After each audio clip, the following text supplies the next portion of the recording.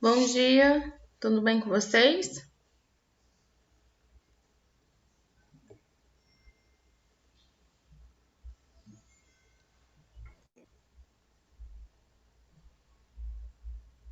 Segundo ano, alguém está me ouvindo?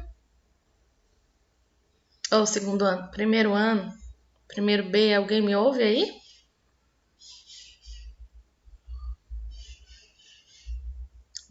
Bom dia para vocês.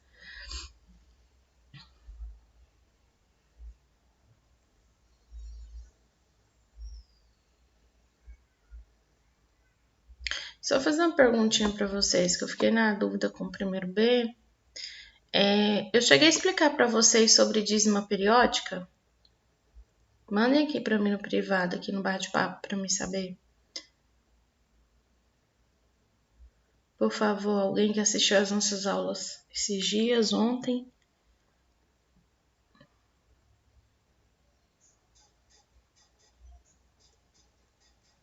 Ninguém? Se habilita? Então vamos lá. Vocês já estão vendo a minha tela? Coloquem já, por favor, aqui no bate-papo aqui o nome de vocês e a turma para a chamada, tá? Então tá. A gente viu sobre dízima periódica. Agora vamos entrar no assunto de conjuntos. Cálculo da dízima periódica, a gente viu. Isso aqui eu lembro que eu passei. A reta. Então vamos lá. Conjunto dos números reais. Não deixam de colocar para mim o nome de vocês e a turma aqui no bate-papo, viu? Para pontuar vocês com presença na aula. Então, nós vimos, né, que os únicos números decimais racionais são os exatos e as dízimas periódicas. Então, aqui tem uma pergunta. Existirão números decimais que não sejam exatos e nem dízimas? Ou seja, números decimais não racionais? O que vocês acham? Sim ou não? Existem números decimais que não são dízimas periódicas. O que é uma dízima periódica? É aquele número escrito em forma decimal em que após a vírgula você tem um período. O que é um período? Você tem uma sequência de números iguais que se repete infinitamente. Isso é dízima periódica. A gente aprendeu isso no conjunto dos números racionais. E nós vimos, a pergunta e nós vimos também número decimal exato, é aquele que após a vírgula o número tem números inteiros, sem nenhuma sequência de número infinitamente, tá? Então a pergunta além desses números, todos que a gente já viu, positivos, negativos, fracionários, decimais, tem ainda outra escrita de números que não foi mostrada em nenhum desses conjuntos que eu citei? Se tem, qual é o grupo de números que nós conhecemos em matemática que não foi mostrado ainda? Alguém sabe me dizer qual é?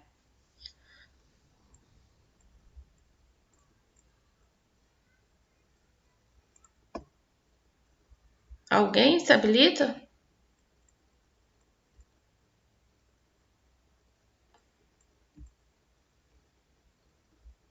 Primeiro B? Vocês estão por aí? Eduardo, Isadora, Vinícius? Oi, professor. Tudo bem? Tudo, com a senhora? Tô jóia, graças a Deus. Eduardo, você saberia me dizer essa pergunta que fiz para vocês? Se tem alguma outra escrita de números que a gente não citou ainda em matemática? Não sei não. Sabe não? Sei não. Alguém sabe aí? Júlio, Isadora? Obrigado pela participação aí, Eduardo. Vou passar da Acho que não. para quem participa, viu? Oi? Isadora? Falou alguma coisa?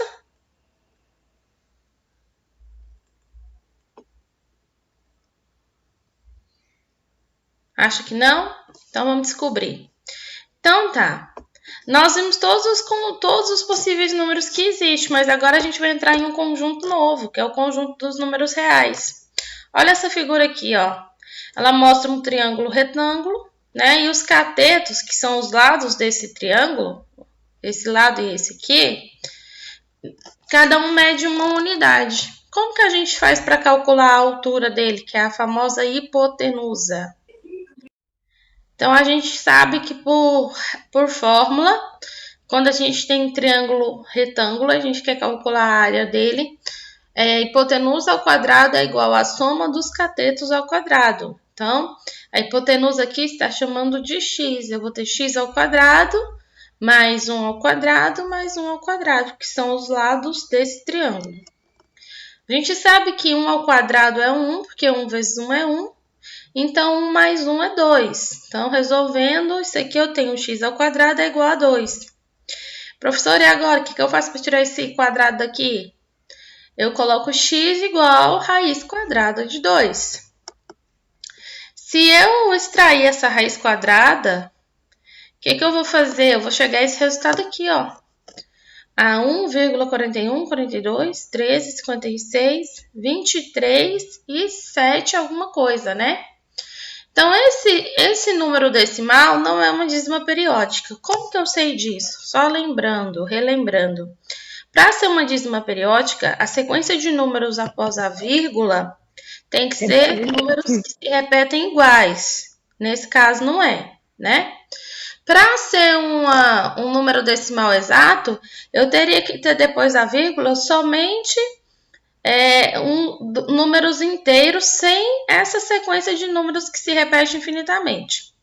Por exemplo, se eu tivesse 1,414, aí sim eu teria um número decimal inteiro e terminasse aqui, teria um número decimal inteiro, exato, tá? Que fala.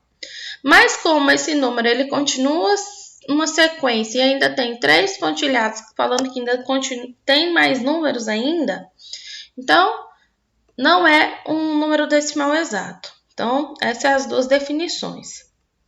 Então, ó, números como raiz quadrada são números que nós chamamos de irracionais, tá? Então, quer dizer o quê? Que esse aqui é o número que a gente tem em matemática que estava faltando lá no grupo dos números racionais, tá? Então, a representação deles não é nem exato e nem periódico. Então, de regrinha geral, né? Número irracional, ó, de modo geral, número irracional é todo número que escrito na forma decimal é infinito e não é periódico, tá? Exemplo disso, ó, raiz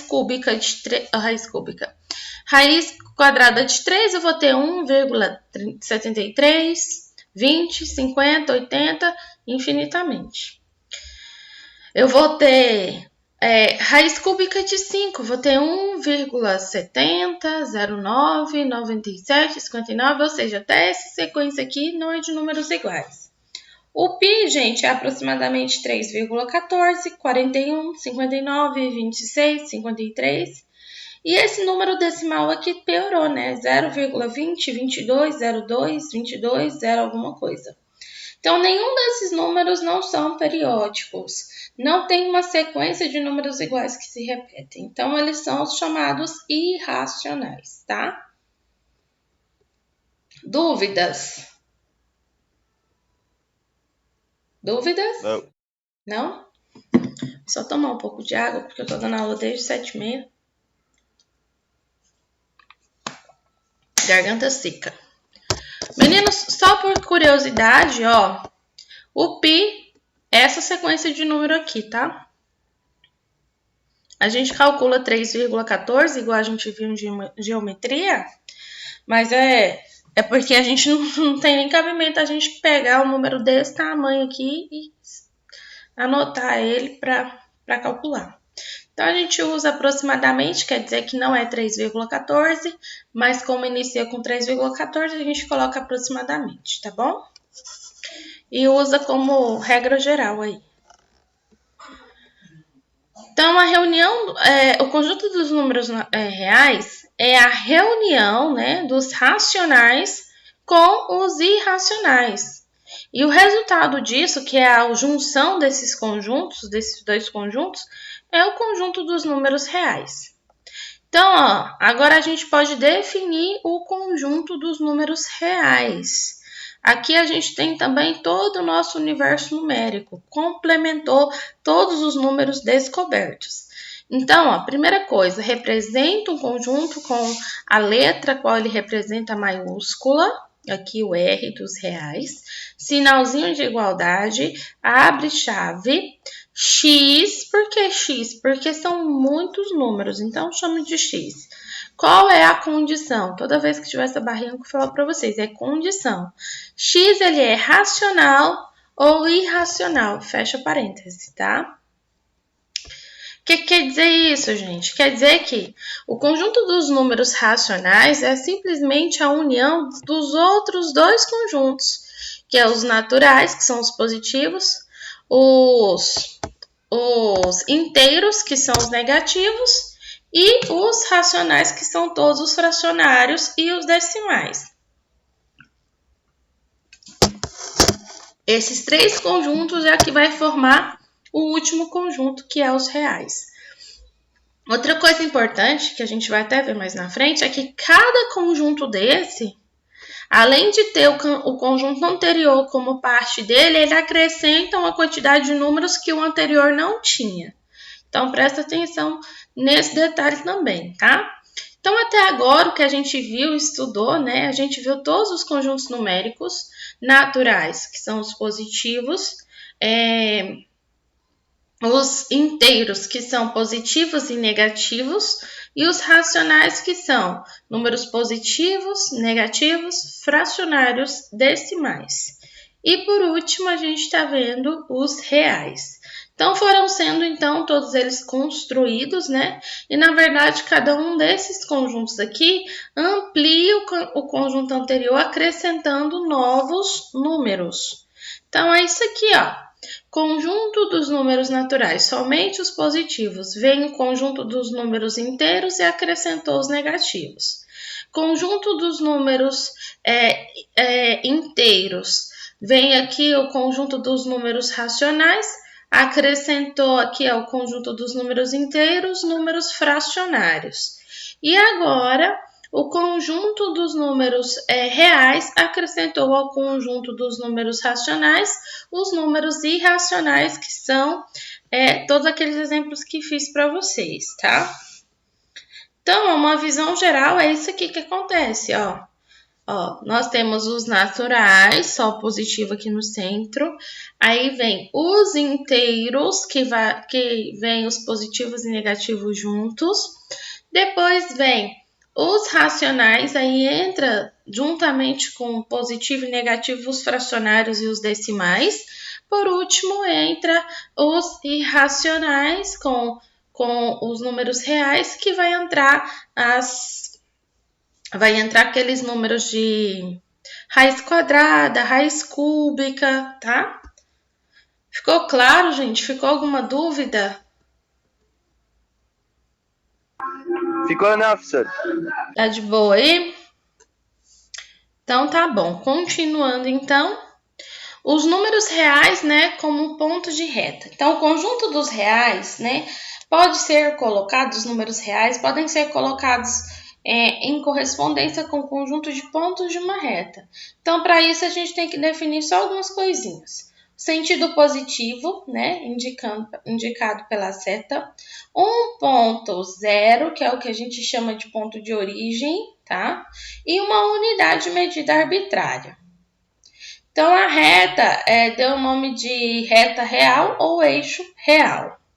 Então, funciona assim, ó. Nós temos aí, ó, o ponto O é o ponto 0, que é o ponto de origem.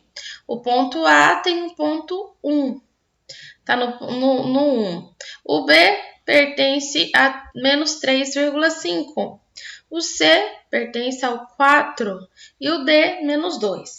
Então, ó, tá tudo aqui representado. Na representação, o 1 é a abscissa ou a coordenada do ponto A, tá? Gente, a abscissa coordenada quer dizer que tá no eixo X, tá bom? Então, olha só. Em geral, a gente escreve assim, Px, para indicar que o ponto P está associado a um número. Então, a gente coloca entre parênteses. A gente vai ver isso aqui em função, viu? Então, é importante vocês olharem e se tiver dúvida, pergunta. Nos números reais, né, como ponto de reta, essa reta ela vai estabelecer a ordenação dos números, que é expressa por relação de desigualdade. Então, A e B são dois reais distintos, diferentes. Então, a gente tem isso aqui. O A ele pode ser menor que B, que significa que na reta ele está à esquerda de B. Quando A for maior que B, a gente está falando que na reta o A está à direita de B. Por que isso? Olha aqui, ó. Todos os positivos, lado direito. Todos os negativos, lado esquerdo.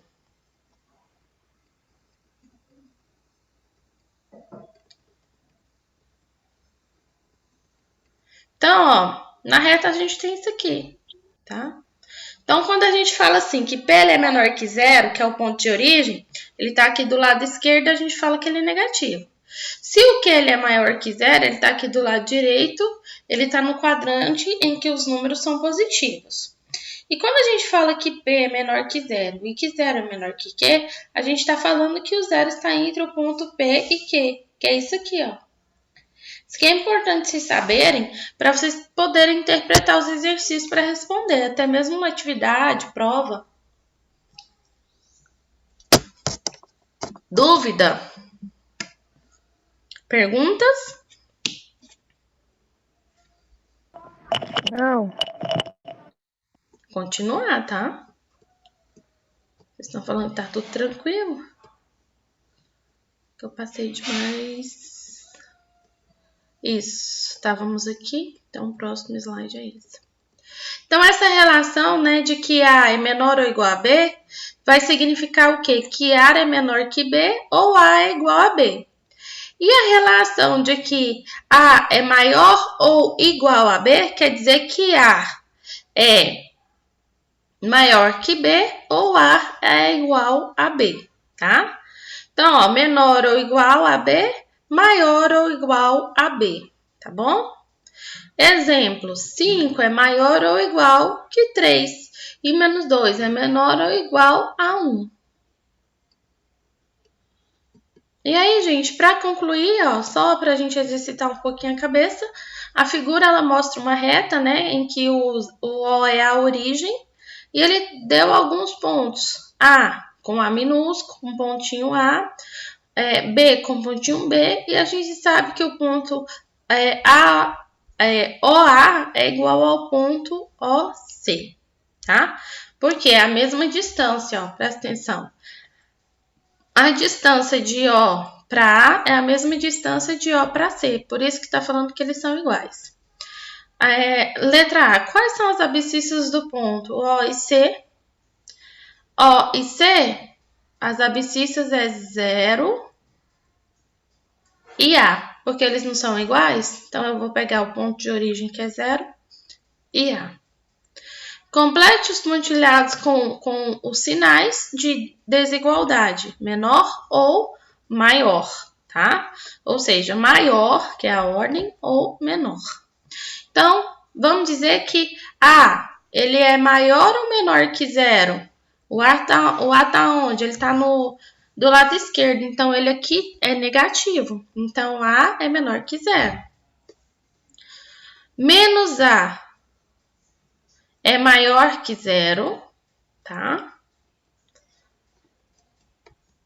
Quando eu falo que menos A é maior que zero, porque se aqui no início ele está negativo e ele é menos, menos com menos é mais, então ele iria mudar de posição, é como se ele viesse para o C. Por isso ele é maior que zero.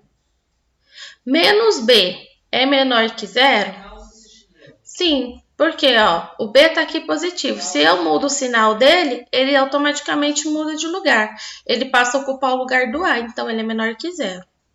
B é maior que zero? Sim. B é positivo, tá bem maior que zero do lado de cá, lado direito, que é positivo. A mais B é menor ou maior que zero? Ó, você tem o A mais o B. Você tem o A positivo e você tem o A negativo e o B positivo, tá? A resposta, com certeza a gente considera do maior número, fica maior que zero. A vezes B. A vezes B vai dar menor que zero. A ao quadrado é maior ou menor que zero? Gente, o A não está do lado esquerdo, então ele é negativo. Todo número negativo elevado a expoente par, ele fica positiva a resposta, tá? Quem não sabia disso, grave isso daí. E o menos B é menor que A. Claro, se o menos B que está aqui do lado direito, que é positivo, eu mudo o sinal dele e coloco como negativo, ele vai mudar de lado também. Então, nesse caso, ele é menor que A. Meninos, então, de conjunto numérico a gente encerrou. Tem alguma dúvida, alguma pergunta? Agora a gente só vai fazer a atividade. Alguma dúvida, pergunta? Não. Tem não, Não? professor. Então, as próximas aulas a gente vai se encontrar para resolver exercícios juntos e eu vou passar o questionário para vocês responderem sozinhos, tá? Ah, outra coisa, combinado aqui, ó. Conteúdos que vocês passarem para o caderno, para me pontuar vocês nas atividades de caderno, durante a aula mesmo, ativa a sua câmera, me mostra a atividade que você fez, tá bom? E eu anoto. Pode ser assim? Porque assim é uma forma que eu achei melhor. Vocês não precisam estar tirando foto, nem enviando por WhatsApp da coordenadora. E aqueles que têm dificuldade de publicar lá no Classroom, que não está carregando, nem precisa ter todo esse trabalho. Eu já vou ver, já anoto, já ficamos tudo assim resolvidos. O que vocês acham da proposta? Vocês estão de acordo? Sim ou não? Ué, a senhora que tá falando, Sim. então. Então tá bom, então fechou assim, tá? Tá. Fiquem com Deus. Deixa eu ver se amanhã a gente se encontra. Amanhã a gente se encontra de novo. Matemática, vamos fazer exercícios, tá? Pois é, alguns me falaram que tá tendo essa dificuldade, Micaele, de mandar lá pro Classroom. Então, eu achei a proposta melhor, de vocês me mostrarem mesmo, tá bom? Professora, eu não consigo mandar as tarefas para o Classroom. Pois é, por causa disso, Carlos Eduardo, é que eu prefiro que vocês ativem a câmera e me mostrem o caderno com a atividade feita, tá bom? Uhum. Eu falo esses exercícios, essas atividades que eu passo de teoria, já tem gente que tá copiando e mandando foto. Vocês podem estar me mostrando assim, tá? Eu anoto o ponto de caderno de vocês. Eu sempre fiz isso com os alunos de outra escola, nunca teve erro não. Acho que com vocês também não vai ter, vai dar certo. Professora, Então, tem que colocar o nome no bate-papo? tem. Quem não colocou, por favor, coloca seu nome e a turma aí, a sua presença. A presença também tá valendo nota. Quem não pôs, coloca agora antes de eu encerrar a aula. Por favor. Tá? Meninos, então um abraço, fica com Deus, até amanhã. Tchauzinho.